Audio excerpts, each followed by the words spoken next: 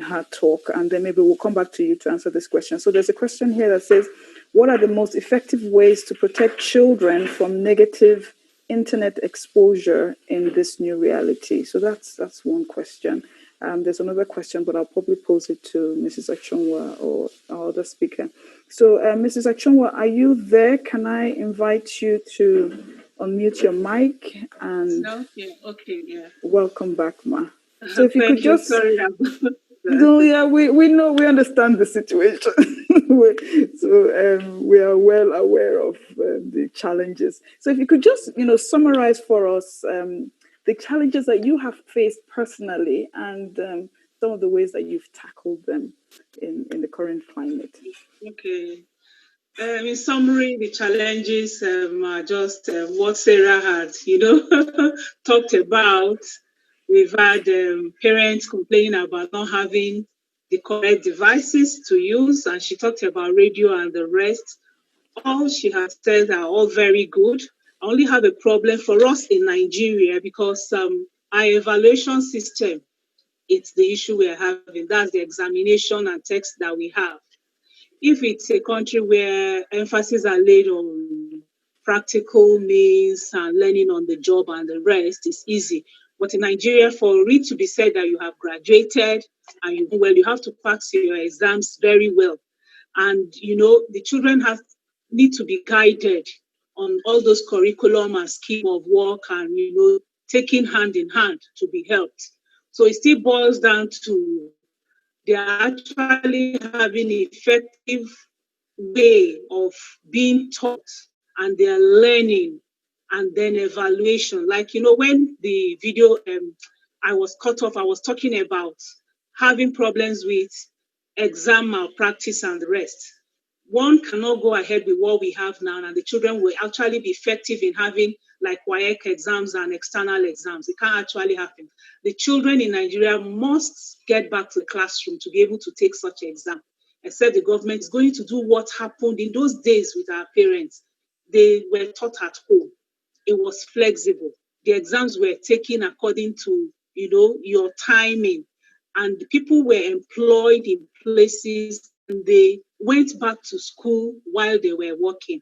If that happens, then one can actually be able to avoid getting back to the classrooms and learning on the job. But as it is now, for me, what we did that worked for us was using like WhatsApp and then having some recordings that the children had to go back at their pace to work and learn and then do their assignments. So the assignments and all this were done according to the pace of the children, and it actually worked. The only issue we had was that parents refused to pay.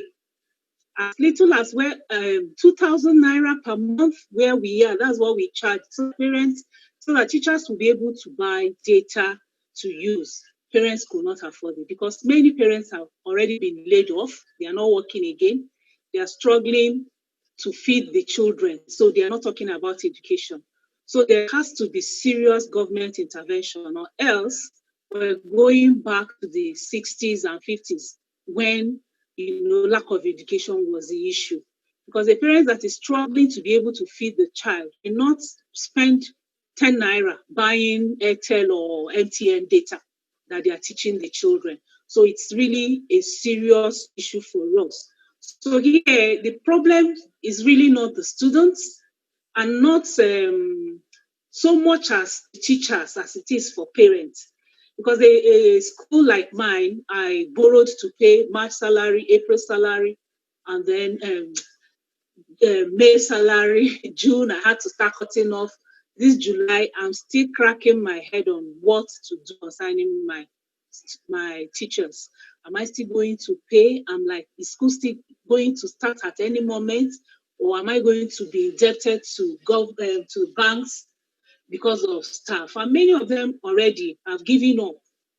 So we've actually ended, like for me in my school, we finished up our second term and we've done first half of third term before we stopped and asked parents that we need to give ourselves a break. And we've sent some free online training, platforms to them for those who can afford data to go learn with the children. And what we see that pertains where we are now is their parents are bringing in some teachers to come to the home to teach the children. So you have several lessons going on, which is also another fear that some proprietaresses are having. If this is established, will the school ever take off?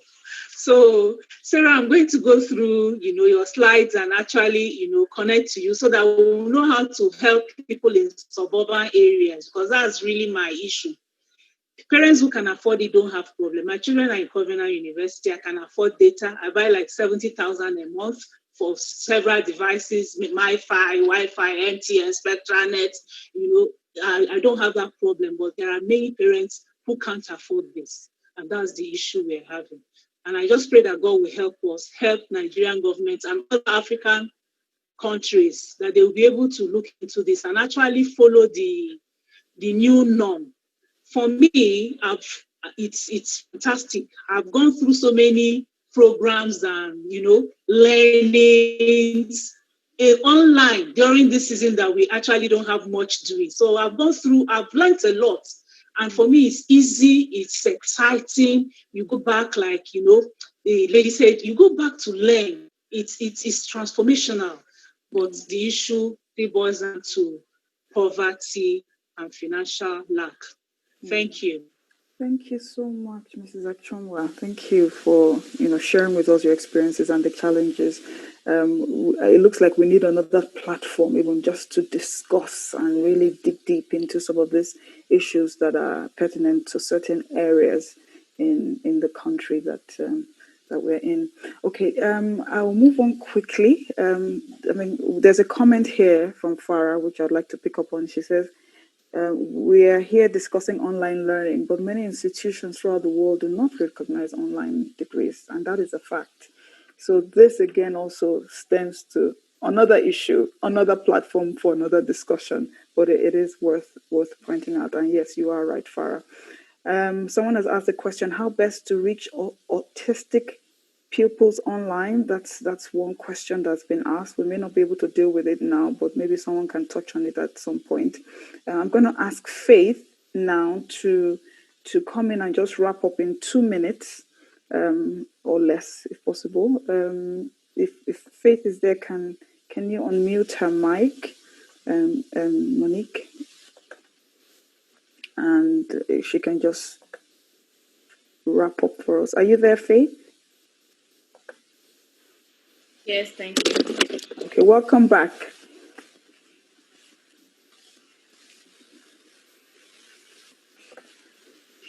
Okay, so I'll continue from the way forward. So the way forward is divided in two parts: the way forward for proprietors and the way forward for teachers. So for proprietors, I believe that they should actually invest and make a different budget for online learning. They should also train their staff on how to use these online apps, because most teachers don't know how to use it. That they are really strange. It's really strange to them. So I feel that you should train your teachers on using these apps. Then for teachers, I feel that you yourself you should embrace this online teaching, as because this online learning is going to become a new normal thing very soon. And I feel that you should be emailing your students once in a while and tell them that, okay, yes, I'm here for you, that you're not alone. You can tell them why you change your schedule because of this thing, because of this pandemic. You can tell them that, okay, because of this pandemic, I started spring cleaning. So you can also tell them to do that. Then the most important one is for you to tell your students that, okay, which way can I help you? For you to ask them which way is the best for you to help them. Which way do you think that is best for them? Please, next slide.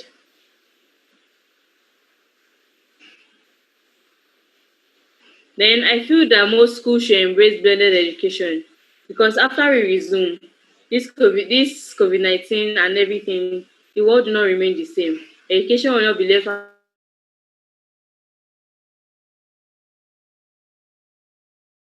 out of all this blended learning, which is like a combination of both digital education and face-to-face learning, so that you can be able to interchange once in a while. Okay, if you can't see each other, if something is restricting us from seeing each other, then we can go to digital education. If you can see each other, then okay, let's use the normal way. Even when you're in school, self, you can even still use online learning platforms. Like, okay, once in a while, let's use this app. Let's see what this app has to say about this particular subject. So I feel that proprietors and schools should embrace blended education. Thank you. Thank you very much, Faith. That was a good way to round up the session, encouraging the teachers.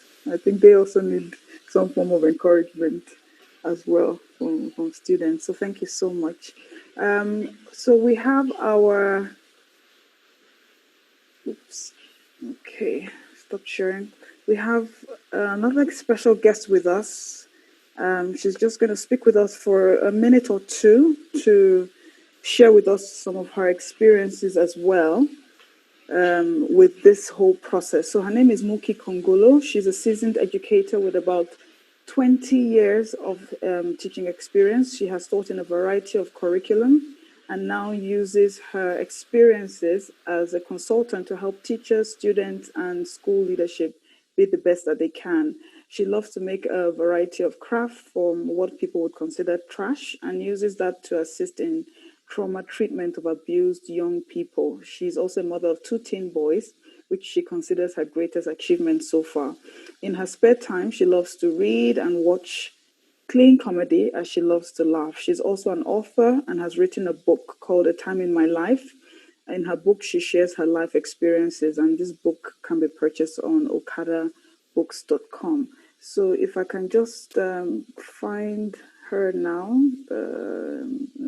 unmute her. Okay. Okay, Muki, you're welcome. You have just about 2 minutes to share with us your experiences and suggestions, challenges. Just please talk to us. Okay, hello everyone. Good evening. It has been a very eventful afternoon trying to get onto this meeting. I'm glad I'm here. That's it. Okay, so as she said, I have 2 boys who are teens.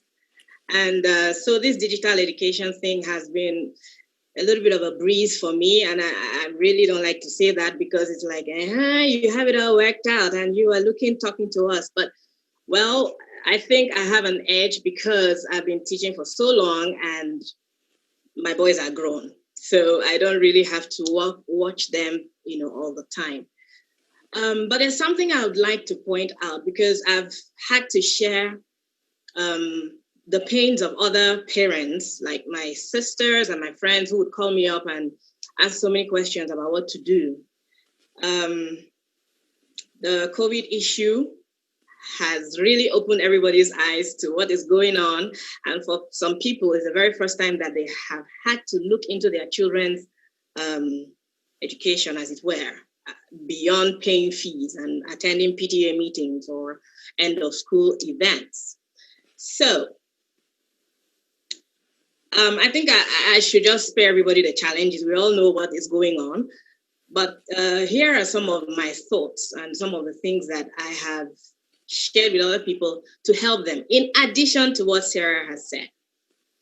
For the parents, we have to move away from the fact that, I paid school fees, so my child should learn. No. You are actually the child's first teacher. So you have to be there. You have to supervise. You have to help. You have to bring your child to come to a place where he owns his own learning. And that can start from as early as first grade.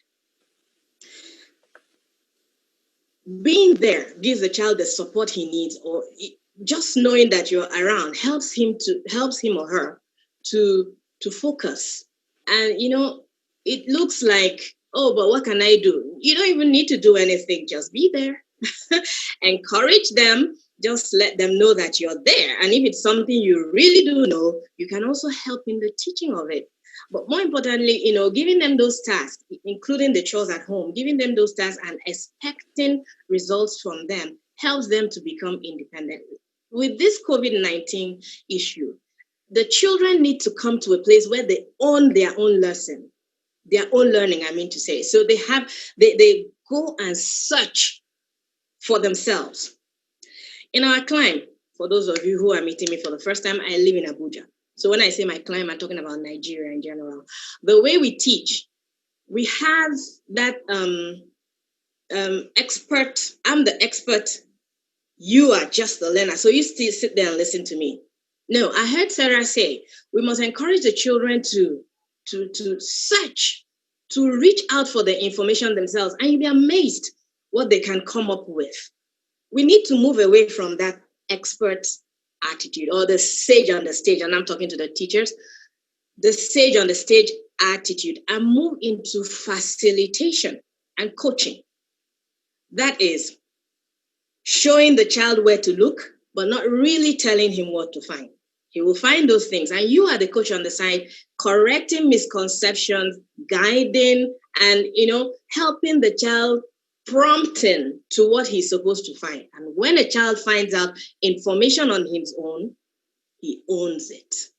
It is his. That pride, even for adults, makes you want to try more. Okay, let me try another one. Let me go at it again. So we cannot overemphasize the need to create independent learners, and that is a parent and teacher effort. The teacher cannot do it alone. So when I say that this digital education has been a bit of a breeze for me with my children, because of my education, my background in teaching, I was able to train my boys to learn for themselves, creating my expectations and watching them reach for it.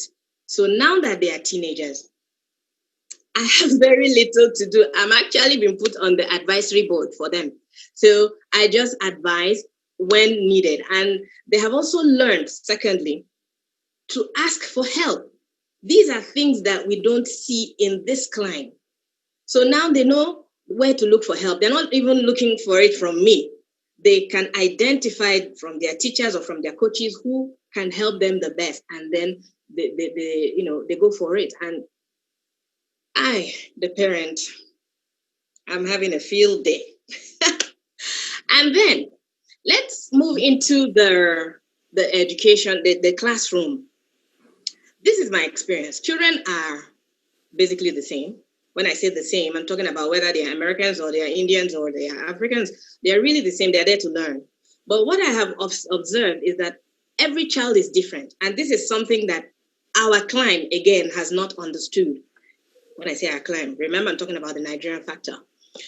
Every child in your class, if you have 50 of them, they're all different. They learn differently and they learn at their own pace. So one size cannot, should not, will never, ever fit all. So, like my sister was saying, I'm going to start doing homeschooling. Straight away, we had some kind of, interaction, and she found out, listen, my first boy cannot do homeschooling because it just does not fit him. But the second one can do homeschooling because he is different. That's the same way children appear in class. They're all different people and they all learn differently. But we find that our education system, the way we administer learning, we expect everybody to do the same thing. No, it doesn't work like that. It doesn't work like that. So this COVID-19 is even, shining a stronger light on that. And in that case, then, if children are learning differently, the children are learning at different paces, planning cannot be overemphasized, which is another thing that is missing in our climate. It cannot be overemphasized. I've been to certain schools trying to help them out, and I find out that they haven't planned a lesson. And you're teaching. How does that work? How do you know what to expect? How do you know what you can use? What are you going to do? I mean, I'm sorry I'm ranting, forgive me. Okay, Mookie, I think time will not allow us to... You have a lot on your heart. Yes, I have quite a lot on my heart. So planning can never be overemphasized. And in this time, it is even needed more than ever. You have to plan, you have to anticipate, you have to foresee What can happen? What could eventually happen? Well, if I go left, this is what we're going to do. So, with some of the solutions that Sarah is bringing forth, which is also what is in my mind, the product-oriented learning, PBL, project-based learning, it entails a lot of planning. Because if you're going to give a child PBL, that is actually one way, that's for free, one way of encouraging independent learning.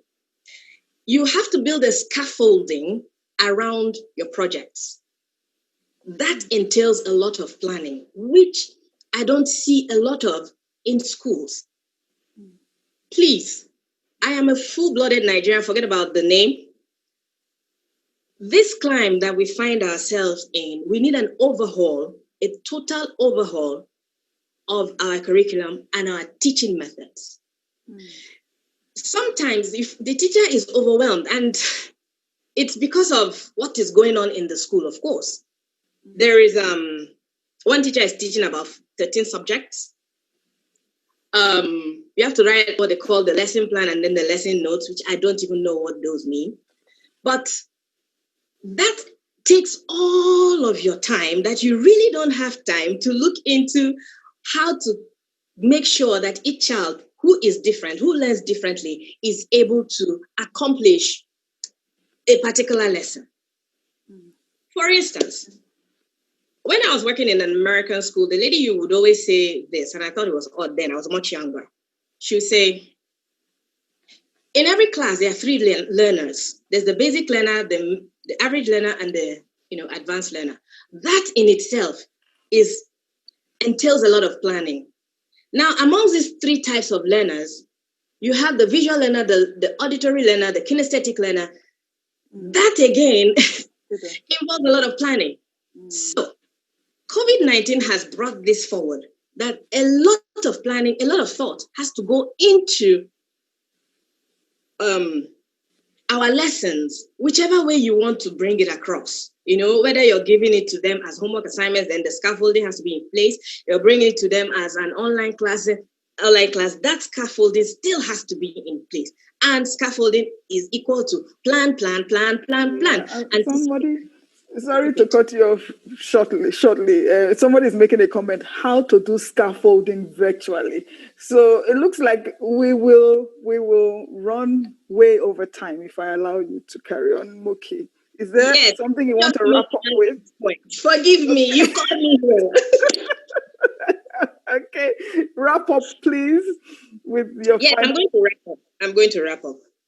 So I've mentioned independent learning. I've mentioned teachers improving on their teaching methods. But there's something that Faith has said in her slides, which I consider the most important thing: relationships.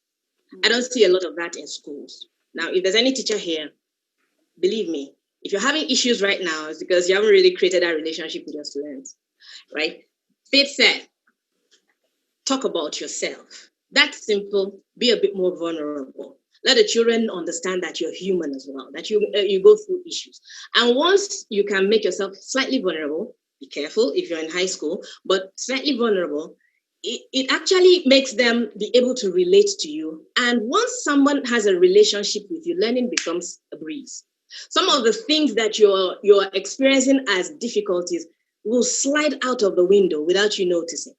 But I've seen in our climb that many people are in school teaching because of, Sarah, excuse me, I'm going to say something, how we for do. How we for do is simply, I can't get the kind of job I want right now, so I just go into teaching because that's what's available. No.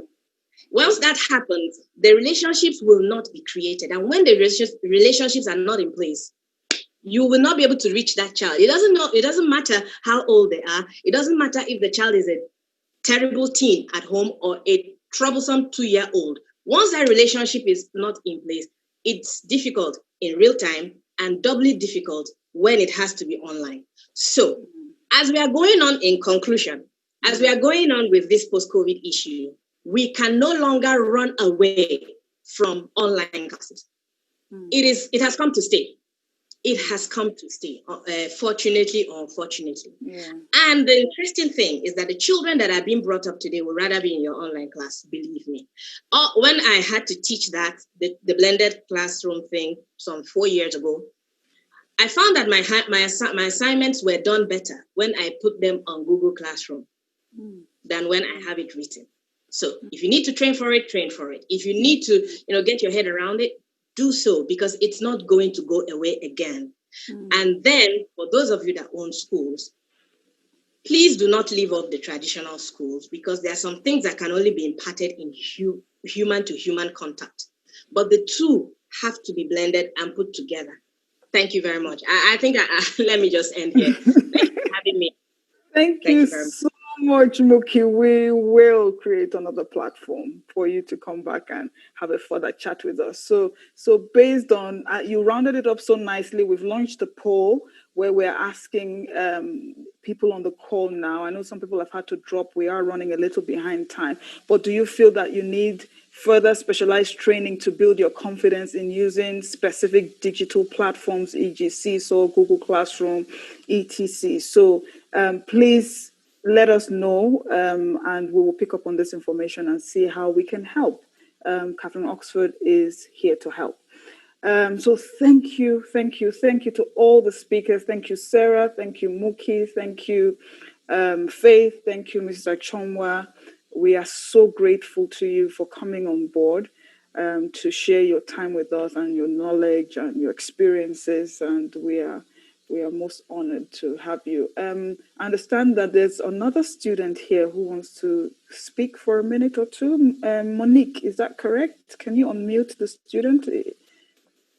So please bear with us. We did want to end on time, but all the technical issues also has not helped us with our time. Okay. So I'll end the poll. I'll share the results so that you also can see. So about 58% of you say that you do need some help and guidance. So 15% of you are doing fine. Some don't know, some say maybe in future. So, but thank you for participating. So, is the student here? Yeah. Yes, Mom.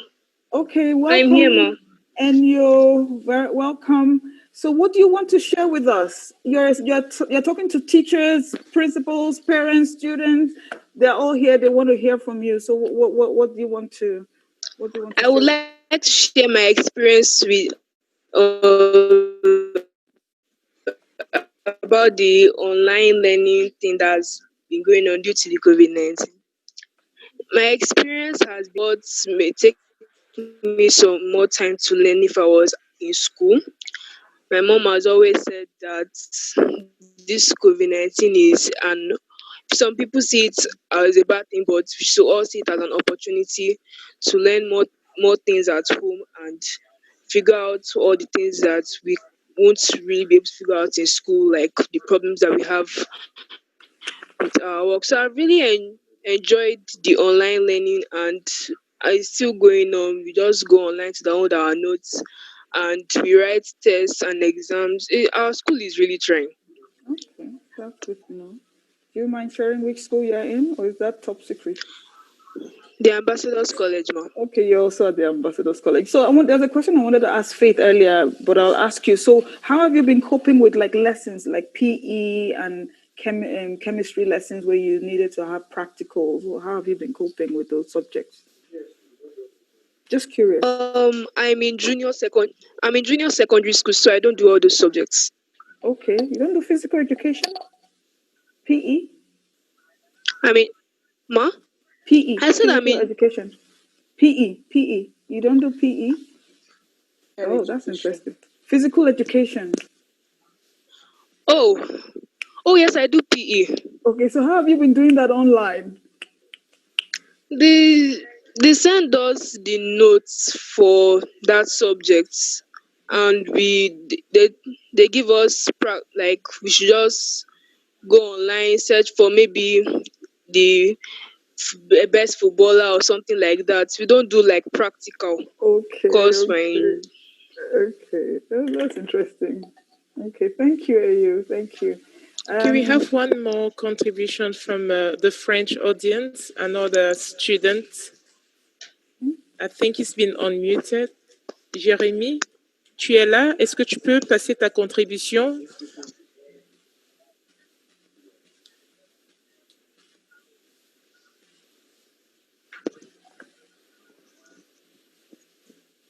Allô?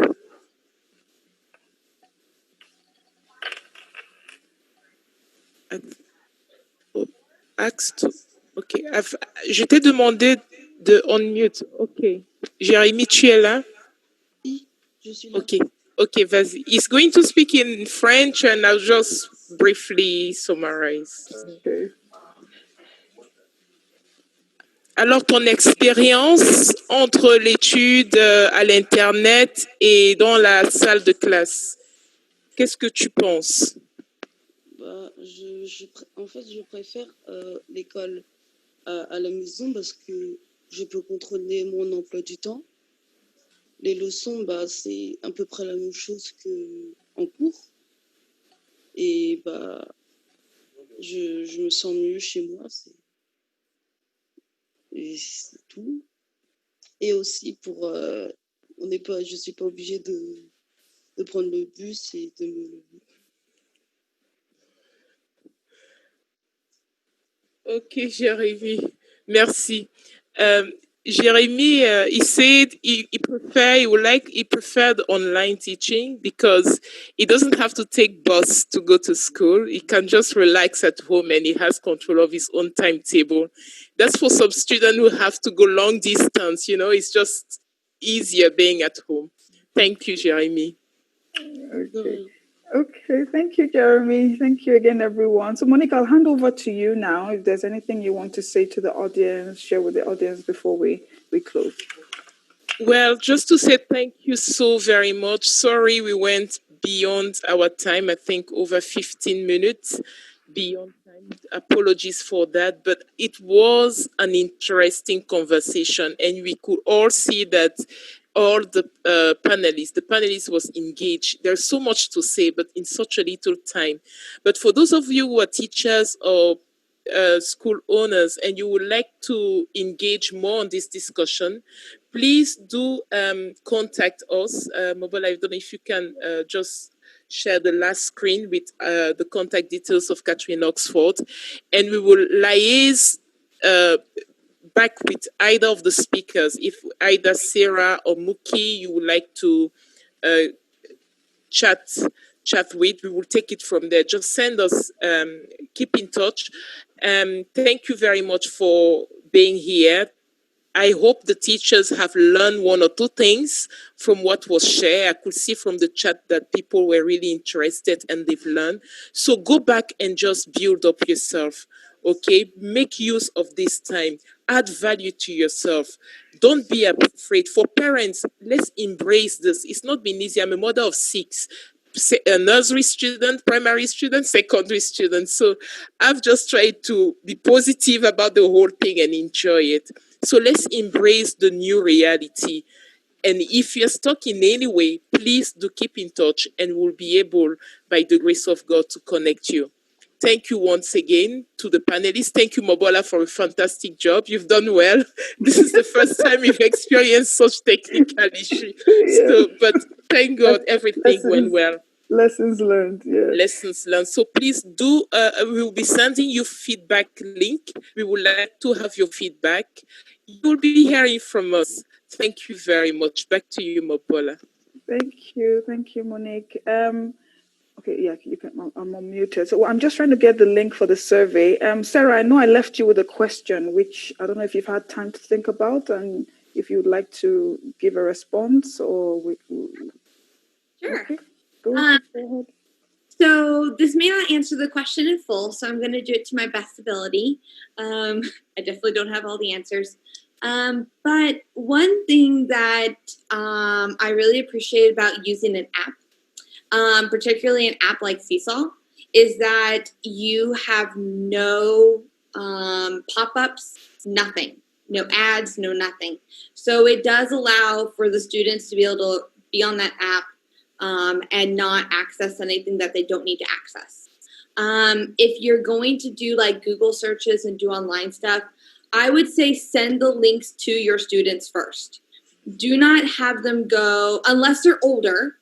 And I'm only a elementary teacher, so I just did everything for them a little bit. I would say pre-watch anything you want to watch. You want to have them watch. Make sure that the links that you send don't have any pop-ups or don't have any ads, and just do a lot of planning. I mean, that's really and truly it. You're going to have to watch and view everything that you send to your students. So one thing is to definitely plan ahead. Don't just like pull something up that moment. Plan ahead with it. And if you cannot find what you're looking for that is in a safe way, then find something that can be a better alternative. And that might mean doing a little extra research to find what you're looking for. But that's just how I've had to experience it. And hopefully we can keep our kids safe. But yeah, using an app is going to probably be your best solution. But if you can't, make sure you search everything first and you screen it first before you send it off to them. Okay, thank you, Sarah. So for everyone else, there is a link on the chat window now. If you could please provide us with some feedback, it will be very valuable to us at Kaplan Oxford. Otherwise, that will be it from us. Thank you so much for your time. Again, apologies for the run over by about 20 minutes. And we look forward to seeing you again on another education series coming up. And we will provide you with more information on what that will contain at that time. So thank you so much, and have a good evening.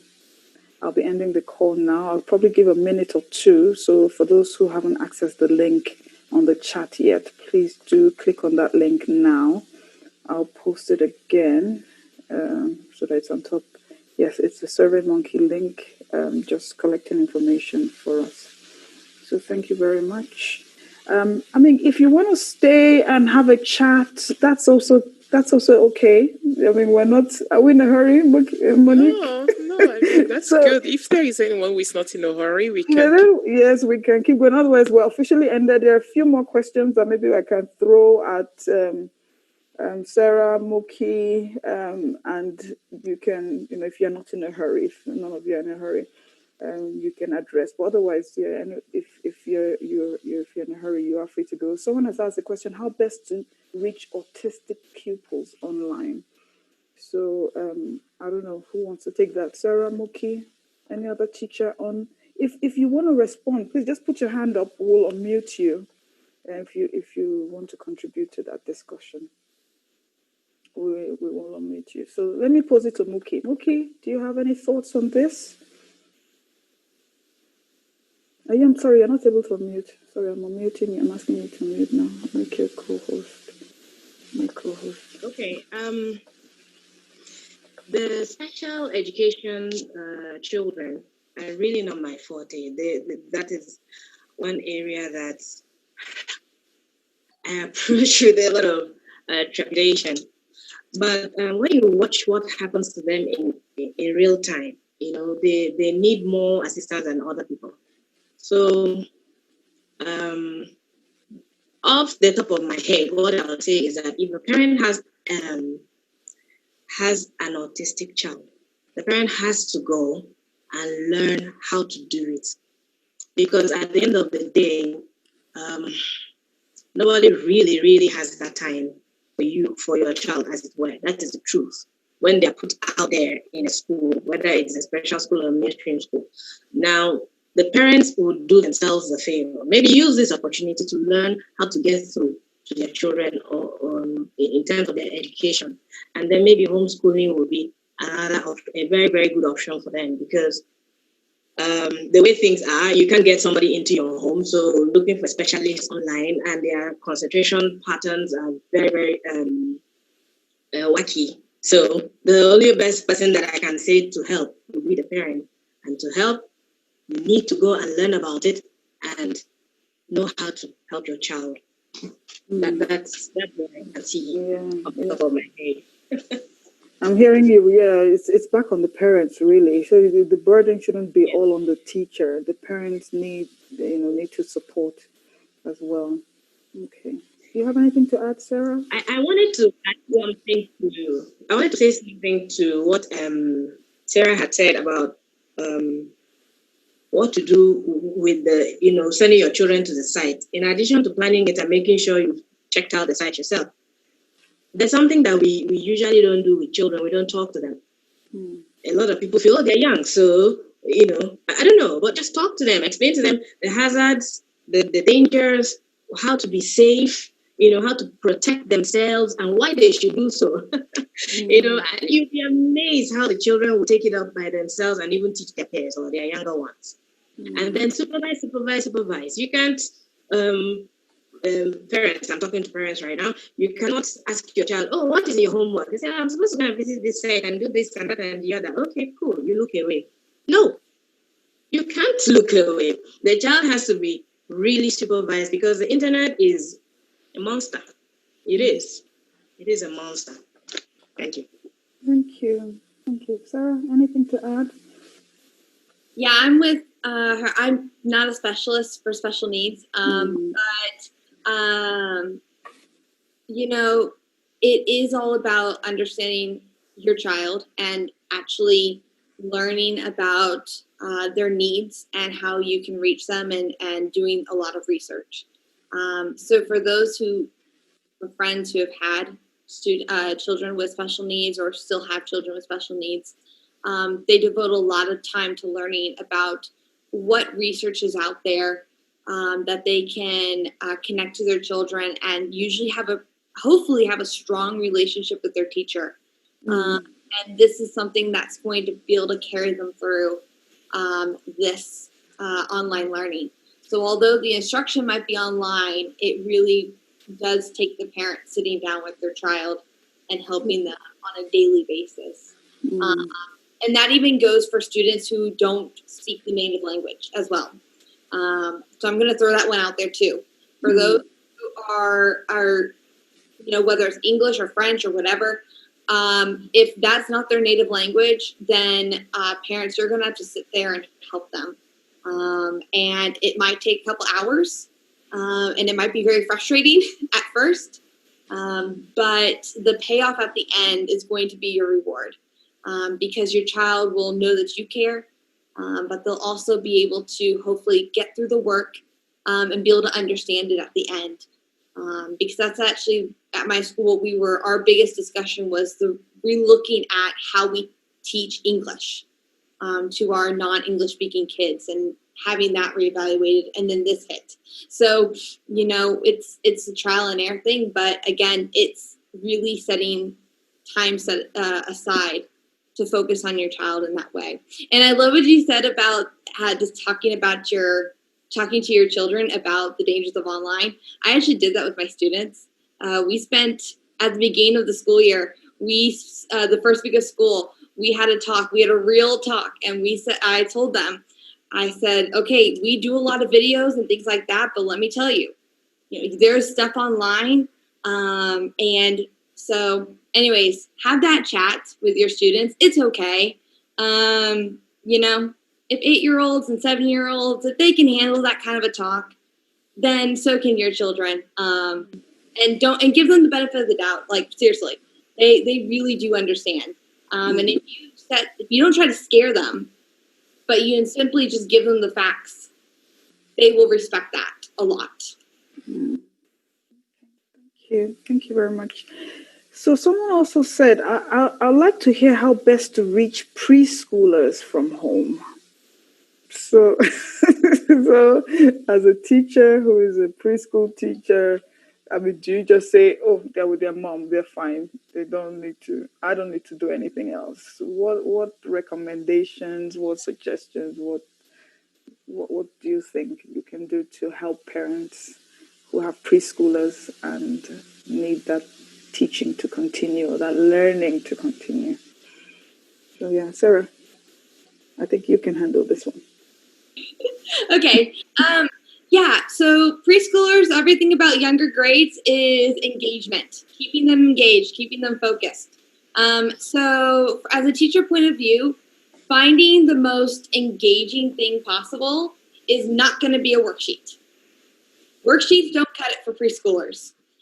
Instead, having them create videos, having them create projects, getting them to think outside of simply a book or a worksheet is going to be your best bet.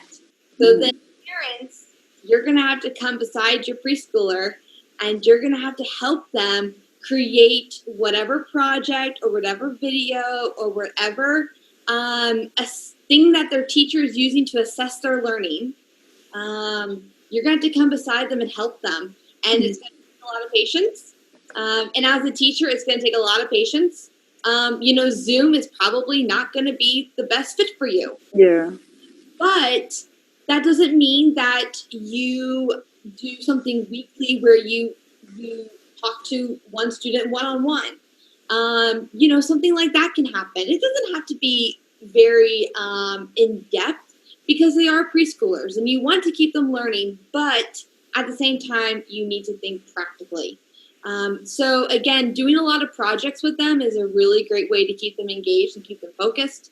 Having them create things keeps them busy too. So that's always something that's helpful for parents who are trying to juggle multiple children. Like that. Okay, thank you. So Chile, sorry if I haven't pronounced your name properly. I'm going to unmute you. I'm going to ask you to unmute. Chile says we haven't addressed her question, so maybe I'll ask. Is it he or her? Sorry. Okay. Good evening, everyone. Good evening. Welcome. Hello. We can hear Good you. evening. Thank you to all the panelists. You did a very great job. Thank you. So you're very, very, very, very blessed to have been a part of this. Thank you. Now, my question is, what are the most effective ways to protect our children from negative internet exposure? Because like we all agree, it is not at all the time, at all points, that parents will be seated beside the children while they are doing their work online. So how do we go about it as parents to ensure that they don't get exposed negatively? That's my question. Thank you. Thank you, Chile. So who wants to take this? Okay, Muki has a hand up. Yep, go for it. You need to unmute your mic. Hello? Okay. Hello? Now, as a parent, I'm talking as a mom. Again, I want to stress on the fact that a lot of us parents, we don't talk to our children. We really don't. We don't have conversations with them. So you do not know where their misconceptions are. And because of that, you don't build a relationship. It is, I don't know how to, I cannot overemphasize the issue of relationships. Because we have to come to the place where you tell your child, this is what I expect of you and I trust you. I believe you can do it. And the child just follows through. A lot of people don't ever talk to their children. And now the child is like 17 years old. You want to start giving him instructions. No. It doesn't work like that. You start chatting with your children from the time you know you're pregnant. At least that's what I did. Started talking to them from then, chatting with them like they were my mates. Or well, then I say my mates, somebody who, a grown person. And expressing my expectations, showing them the whys, the how, the what, the when, the why nots as well. Having those conversations with them, when they come to that understanding, believe me, they'll make choices that you'll be proud of. But when the children have been left by themselves, nobody's talking to them, we just assume they will understand, or I give an instruction, you obey. Believe me, you'll be having issues. I tried this. My son is 14, and I always tell him, you know what? I expect you to be correct, behave yourself when you use the internet. I'm not expecting to use it for what it is not meant for. This particular internet I bought here is for your classes. Please don't go. And there are ways of monitoring to find out from my own my own gadgets. I can tell what he's doing. And I have monitored over weeks and months. And he hasn't used the internet for something I'm not going to be able to be proud of. That's because we've always had that conversation. We've always been talking. And I've always told him, I'm proud of you. I always told him, these are my expectations. These are the things you need to do. And when he does them, he gets the appropriate rewards. And when he doesn't do them, I also give the appropriate consequences. So, you see, when a child needs to do what he wants to do, you can't really stop them. Am I right, Faith? But if you can build that relationship early, you have less problems as they go along. That is the most important thing. But then there are other ways of putting the, I don't know what they call those, something that blocks off certain sites. There are some words that come on and immediately that cuts off. And then you can also connect their devices to your device so you can see what they're doing. There's so many other ways of checking on them. But when a child understands that their father or their mother loves them, is proud of them when they do well, and will bring down the consequences when they don't, it puts them into that routine. And then you have less problems. This is my contribution. Thank you. Thank you, Muki. Thank you so much. Okay, does anyone else have any contribution? If you can, like I said before, raise up your hand, unmute your mic if you're already a co-host and you have something to add. Otherwise, there was one more question. Yes? Carry on. I'm supposed to raise my hand with an icon. Oops. Yes, with an icon. I think you need some online learning. And there I am doing that. Oh. Anyway, I wanted to say something about assessment. Like somebody had pointed out, I think it was the lady that owns the school. Assessments are generally summative in nature and nothing else. Nothing else. But there are other ways of assessing children, really.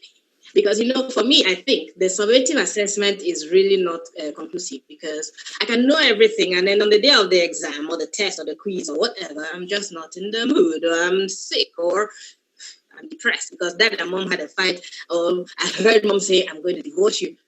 Boom. And I cannot participate fully in my summative assessment. And that doesn't mean I don't know it.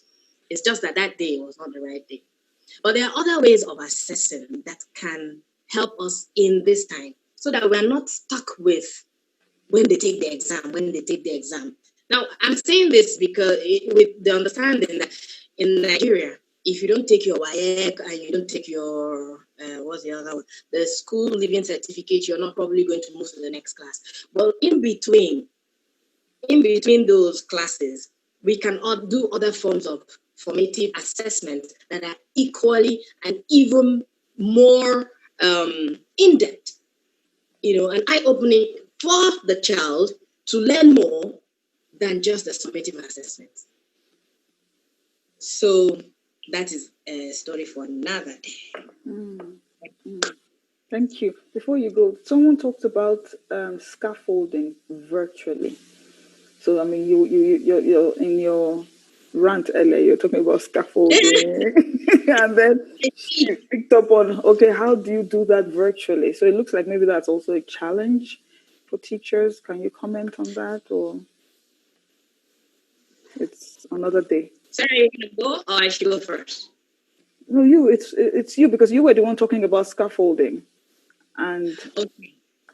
So in real time or in a face-to-face class, when you give an assignment, it's usually documented, right? And then maybe there are questions on the side or timelines on the side. By this time, you should have done this, you should have done that. And then I give you a list of resources or give you a list of websites to look at as we were talking about. Those are some of the examples of scaffolding now.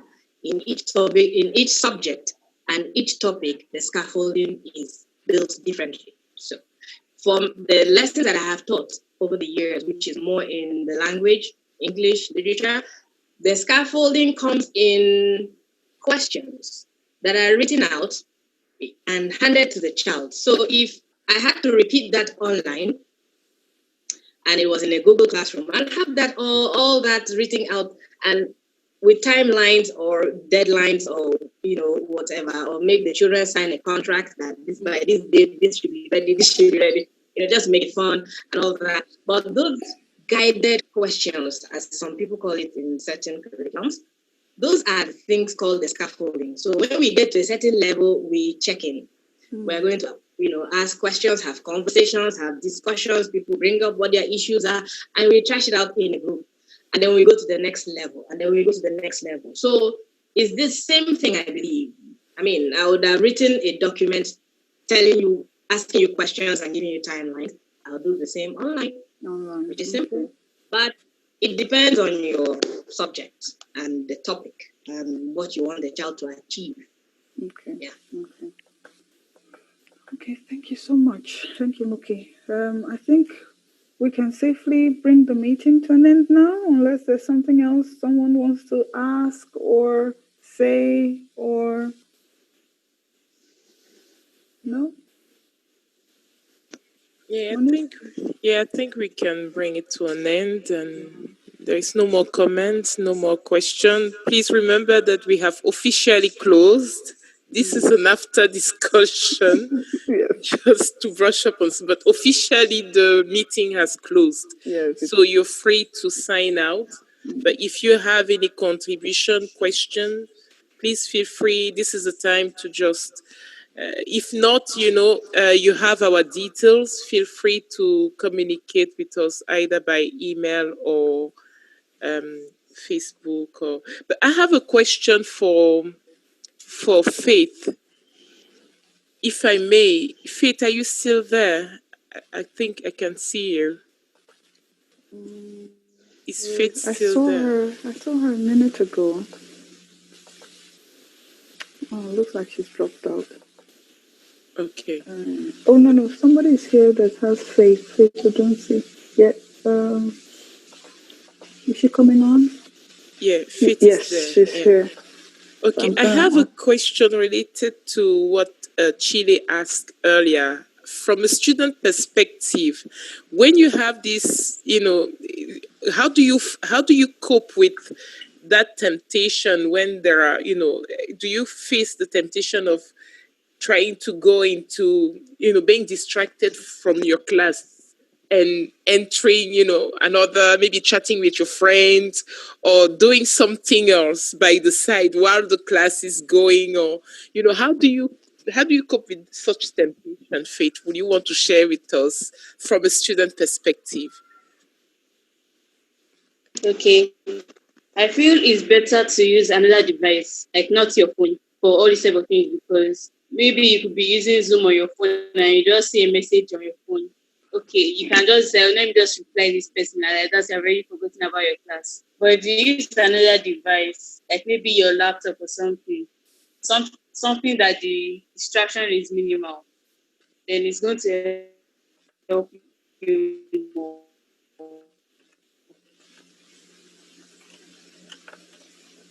Okay, thank you. So the advice is to use another device where we have less distraction.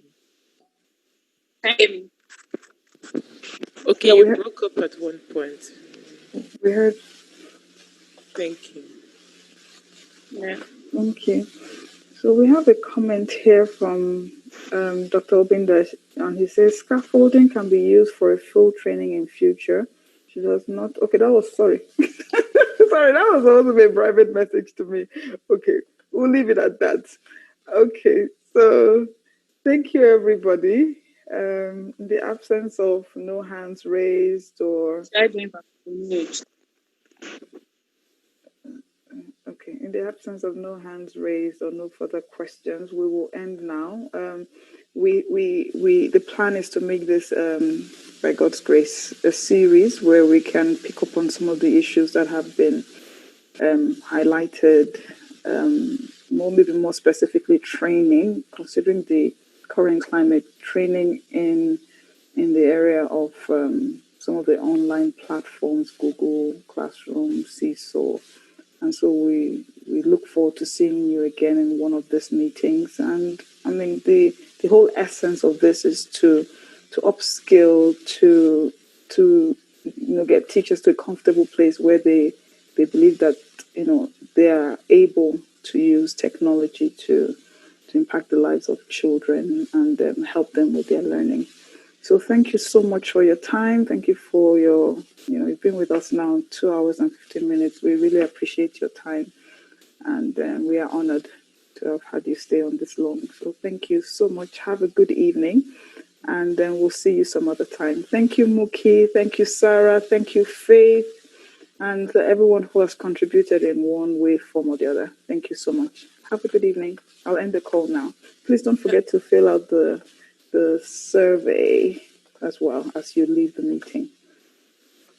Monique, you wanted to say something? I was wondering whether the panelists would like to reconvey on the other link for an after meeting. Is it necessary? Do you have time if they're available? Only those available, yeah. Yeah, no pressure. No pressure, yeah. If you're available. On the other link, so we can close this link. Yeah. Okay. All right then. Thank Have a good you. night, everyone. You too. Bye. End the call now.